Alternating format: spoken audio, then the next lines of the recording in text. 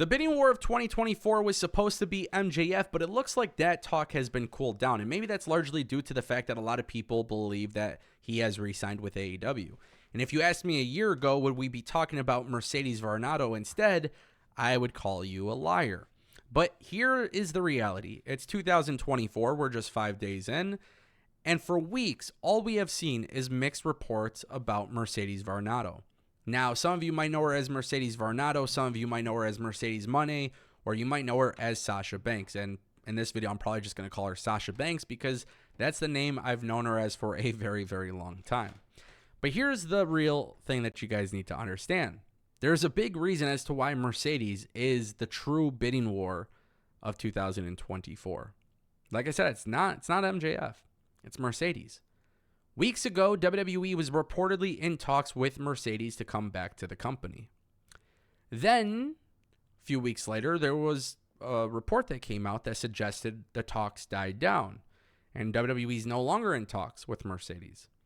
And then what's really even more interesting is that there was talks that WWE expected Mercedes to show up elsewhere. People watched Dynamite this past week, and we got the great debut of Deonna Purrazzo, but we didn't see Mercedes Moné show up. And then, very interestingly, Spotify and Apple Music removed Mercedes Moné's music that she was using in Japan. Typically, that is a sign that happens when WWE signs a talent. Now, in this case, I honestly don't know where Mercedes is going to go. It could be WWE, it could be AEW, but I actually think this is the biggest bidding war ever in pro wrestling. And that might sound like a very big, bold, aggressive statement, but look at all of the mixed reports surrounding Sasha. There's even some rumors that perhaps AEW and Sasha has not come to terms with an agreement. And I think regardless of how this ends up, the reality is she is going to get paid a lot of money. Now, if you're a Sasha Banks hater or if you're a tribalist, that's cool. Do your thing. I know you're going to write your comments and not even really listen to a fraction of this video. But I think people really need to understand what is happening here. When I talk about a healthy wrestling industry, my friends, this is the exact reason as to why.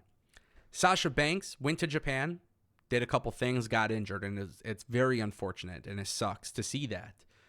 But even despite all that, WWE and AEW are willing to spend a lot of money. Now, Endeavor and WWE obviously have a lot of money, and Tony Khan, we all know he has a lot of money. Let's take booking out of the equation. Let's take creative out of the equation. Let's do all that. Let's take all of the formalities out of the way. Let's not talk about women's division and women's booking. I don't care to discuss that right now. We could talk about that later. But right now, we got to discuss why Mercedes is wanting so much money and why she's going to get the money that she wants. And it comes down to one thing, man. Mercedes is very smart. Mercedes has realized that there is life outside of pro wrestling. That is why Mercedes has taken on outside projects.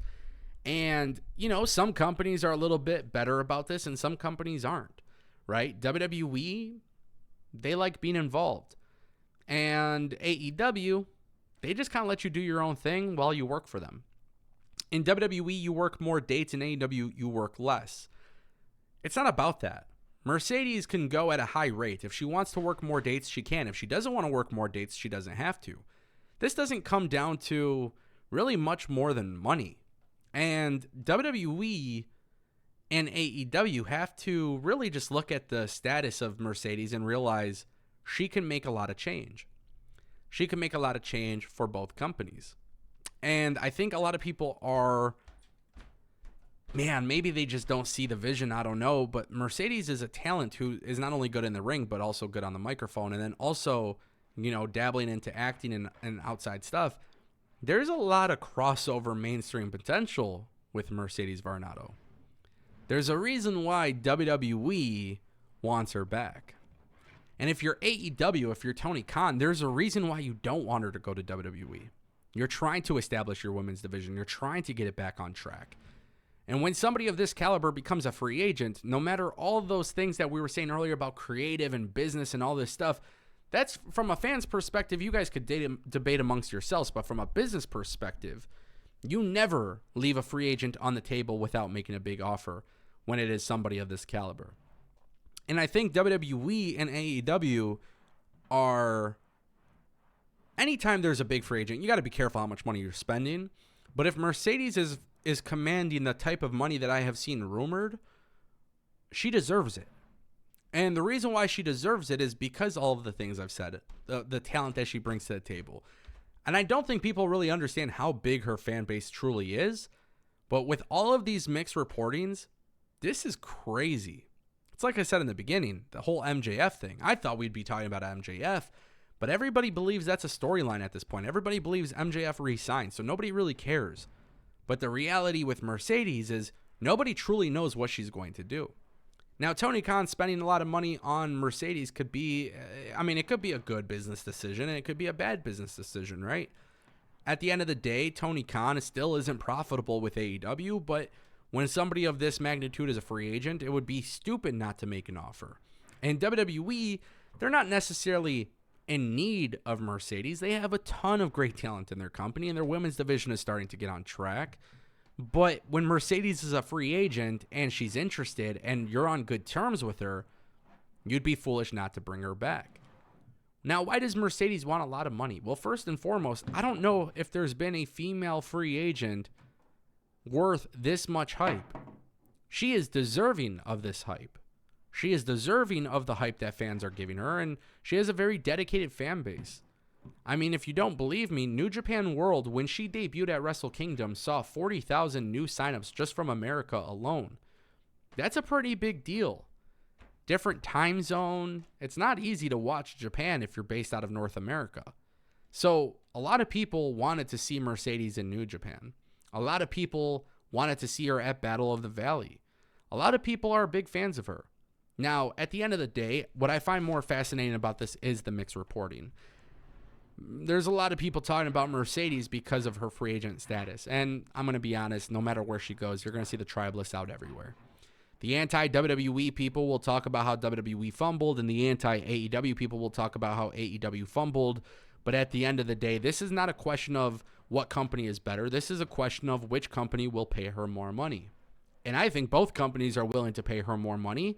I just think it's going to come down to the company that says we'll pay a little bit more than the other. And that's where she goes. And whether it's AEW or whether it's WWE, I don't think that matters. This is what wrestling has needed for a very, very long time. The fact that multiple companies could do this type of thing is fantastic. I don't think people truly understand how good that actually is. It's a good thing for the talent, but it's a good thing for the industry as well. And I fully expect more stars to jump around different companies. I truly do. There's not going to be one talent leaving their company that truly shocks me. I know Randy Orton says he's a WWE guy. I could see Randy Orton leaving one day. I could see Roman Reigns leaving one day. I could see John Cena leaving one day. I never thought Cody would leave AEW. I never thought CM Punk would get fired from AEW and then go back to WWE after 10 years.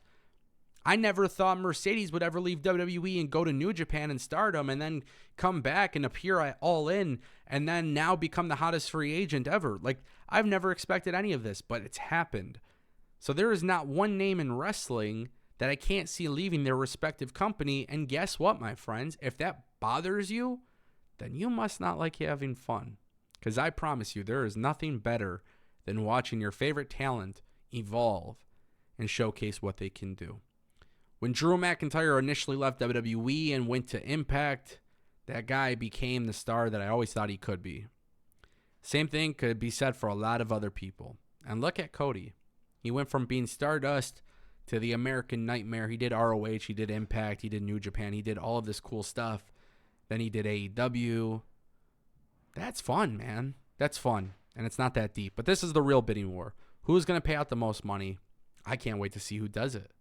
And I don't really care where she goes at this point. If she goes to TNA, AEW, or WWE, as a fan, she'll be on TV every week, and that is something that excites me. So this is the real bidding war, whether you like to admit it or not. And you probably didn't see it coming, but with the amount of people buzzing about it, it goes to show you why she is deserving of the hype she is getting.